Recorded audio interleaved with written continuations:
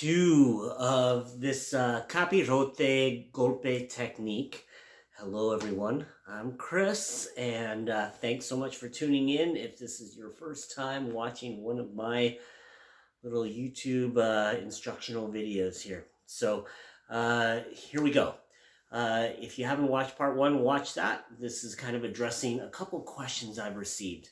So one thing that does matter as far as this golpe technique, it's a hit on the top of the guitar right before you strum. One thing that does matter is the string height off of the soundboard. So this height of your strings off of the soundboard. So if you have really high strings, which classical guitars sometimes have higher string height just to minimize the buzz that they have. And then also just the construction, that bridge might be higher. You can see how low the action is on this particular flamenco guitar. So that can cause this particular technique to be more difficult. So just recognize that if you have a guitar with higher action, that's the way you say string height, the higher action. If you have a guitar with higher action, it could be more difficult to do this technique. Not impossible though. So let's talk about the technique a little bit more. This is going to address one inquiry that I got. Feel free, you can always email with me with any questions. My email will be in the description below. One inquiry I got was about this student was explaining that they were continually still getting their fingers stuck in the strings somehow.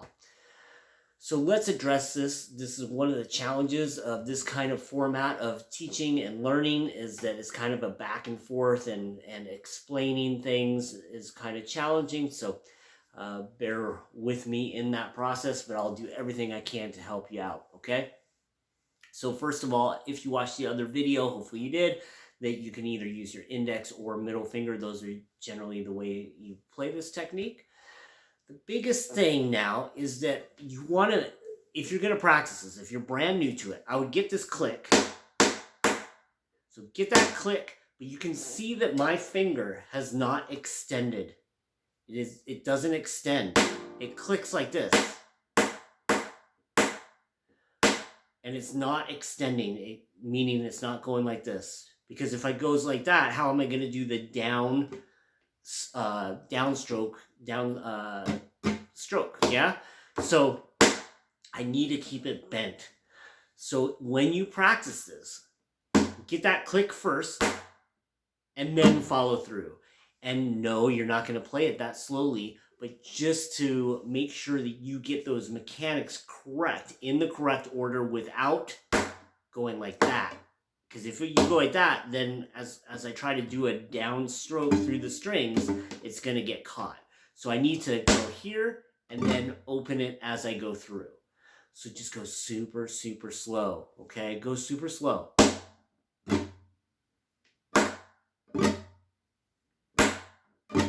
And it's okay that there's a gap there. It's better to have a gap, and then you just close that gap as you get faster.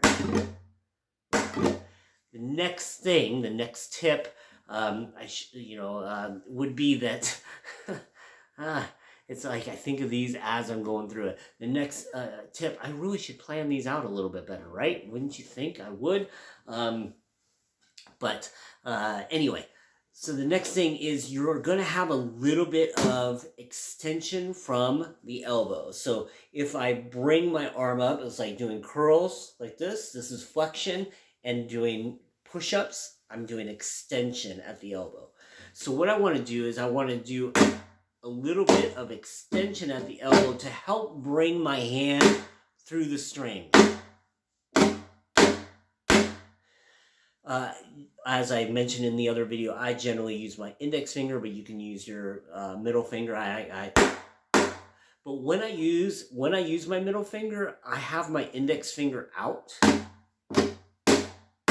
which kind of can be confusing as the observer of this, but it's not doing anything. My index finger is not doing anything when I do this with my middle finger. I'm just going here, I hit it, and then I strum through.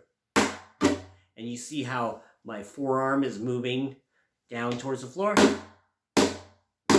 Okay?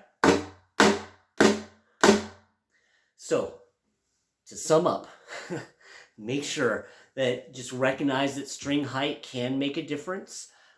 Generally, your string height could get lowered unless it has this entire bridge system that's really built up. And then you might have to get a whole new one, which could be, you might as well just get a different guitar for that price, or it could be a simple adjustment.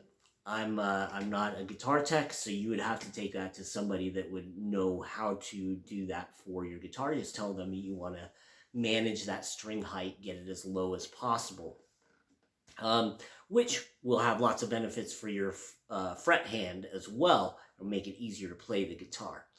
So string height makes a difference. You just have to be that much cleaner in your technique, because if you are opening your hand, which is tip number 2, if you're opening your hand at all early and then that string height is higher, then it's going to be that much easier to get it caught under that string, okay? And then lastly is that as you're going through, that you're having a little bit of an extension from the elbow to help push your hand through those strings, okay?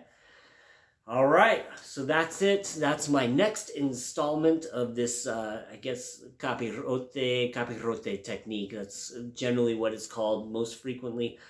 However, I just call it, it's a type of golpe. So it's a golpe above the strings right before you go through. Okay? Let me know if you have any questions. I'm here for you. As I've mentioned in other videos, email is best for me. I can keep track of it a lot easier. Yeah, get in touch with me. Let me know if you have any questions at all. And I hope you enjoyed this. If you haven't liked and subscribed the video, please do that. It helps me out a ton. So I appreciate it. Thanks so much. Have a great day. Get to practicing. Bye-bye.